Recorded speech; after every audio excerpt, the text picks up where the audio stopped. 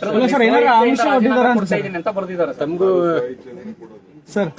ಬಲವಂತವಾಗಿ ನೀವು ಹೇಳಿದ್ರಿ ನನಗೆ ಯಾವ್ದು ಚಾಕ್ಲೇಟ್ ಸಿಕ್ತು ಅಂತ ಕೊಡ್ತಾರೆ ಸರ್ ಏನಾರ ಆಮಿಷ ಒಡ್ಡಿದಾರ ಅಂತ ಸರ್. ಚುನಾವಣೆ ಸಂದರ್ಭದಲ್ಲಿ ಕೊಟ್ಟಂತ ಭರವಸೆಯನ್ನು ಹೇಳಿ ಸರ್. ಅವ್ರು ಹೇಳ್ಬೇಕು, ಹಾ ಸರ್.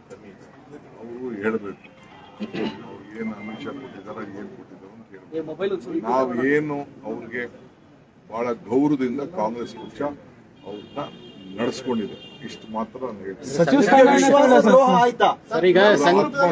ಎಲ್ಲರಿಗೂ ನನಗೂ ಒಂದು ಆತ್ಮಸಾಕ್ಷಿ ಇರ್ತದೆ, ಅವ್ರಿಗೂ ಸರ್ ಮಾತು ತಪ್ಪಿದ್ದಾರೆ ಜಗದೀಶ್ ಶೆಟ್ಟರ್. ಯಾಕಂದ್ರೆ ಕಾಂಗ್ರೆಸ್ ಅವಮಾನ ಆಗಿದೆ ಅಂತ ಅನ್ನುವಂತ ಮಾತನ್ನ ಪದೇ ಪದೇ ಅವ್ರು ಹೇಳ್ತಾ ಇದ್ರು.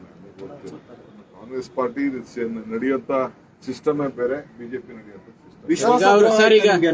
ನಾನು ಈಗ ಮಾತಾಡಲ್ಲ. ಲೆಟ್ ಮೀ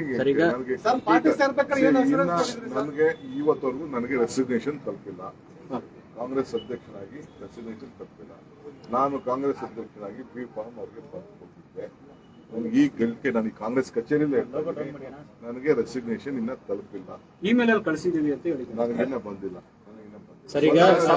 ಅವರು ಸಂಘ ಪರಿವಾರ ನಾಯಕರು ನಿಮ್ಮ ಪ್ರಕಾರ ಅವರು ನಿಯಮ ಬಾಹಿರವಾಗಿ ಪಕ್ಷ ಸೇರ್ಪಡೆ ಆಗಿದ್ದಾರೆ. ಹಾಗಾದ್ರೆ ಈಗ ಬೇಡ, ಈಗ ನಾನು ಈಗ ಯಾಕೆ ಮಾತಾಡ್ಲಿ, ನಾನು ಆಮೇಲೆ ಮಾತಾಡ್ತೀನಿ. ಸರ್ ಈಗ ಅವರು ಸಂಘ ಪರಿವಾರದ ನಾಯಕರು ಸರ್, ವಿಶ್ವಾಸಕ್ಕೆ ಅರ್ಹರಲ್ಲ ಅಂತ ಸಂಘ ಪರಿವಾರದಿಂದ ಬಂದಂತವ್ರು ಯಾಕೆ ನೀವು ಎಲ್ಲರ ಮೇಲೂ ನೀವು ಈ ತರ ಮಾತಾಡ್ತೀರಾ? ಸಂಘ ಅವ್ರ ಡ್ಯೂಟಿ, ಸಂಘದವ್ರು ಅವ್ರ ಸಂಘದವ್ರು ಕೆಲಸ ಮಾಡ್ತಾರೆ. ನಾವು ರಾಜಕಾರಣಿಗಳು, ನಾವು ರಾಜಕಾರಣಿ ಕೆಲಸ ಮಾಡಬೇಕು. ನಾನು ಸಂಘಕ್ಕೂ ಅದಕ್ಕೂ ಏನು ಹೋಲಿಕೆ ಮಾಡಬೇಕು? ಸಂಘ ಪರಿವಾರ ಅವರಾಗಿದ್ರೆ ಯಾರು ಬಿಟ್ಬಿಟ್ಟು ಸಂಘ ಬಿಟ್ಬಿಟ್ಟು ಕಾಂಗ್ರೆಸ್ ಸೇರ್ಕೊತಿದ್ರ? ಇದು ಪಾಲಿಟಿಷಿಯನ್. ನಾನು ಯಾಕೆ ಬೇರೆ ಸಂಘ ಹಂಗೆ ಅಂತ ನಾನು ಯಾಕೆ ಮಾತಾಡ್ತೀನಿ? ಸೌದಿ ಅವ್ರನ್ನ ಉಳಿಸ್ಕೊಳ್ತೀರಾ ಸರ್? ಸೌದಿ ಅವ್ರ ಜೊತೆಗೆ ಬಂದವರು ಯಾರು ಬಿಟ್ಟು ಹೋಗಲ್ಲ. ಜಗದೀಶ್ ಶೆಟ್ಟರ್ ಏನು ಹೋಗಿದಾರೋ ಅದು ಬೇರೆ ವಿಚಾರ. ಬೇರೆಯವರು ಜನ ಅವ್ರನ್ನ 35,000 ಓಟಲ್ಲಿ ತಿರಸ್ಕರಿಸಿದ್ರು ಕೂಡ ನಾವು ಕಾಂಗ್ರೆಸ್ ಪಕ್ಷ ಬಹಳ ಗೌರವದಿಂದ ಅವ್ರನ್ನ ನಡೆಸ್ಕೊಂಡಿದ್ದೀವಿ.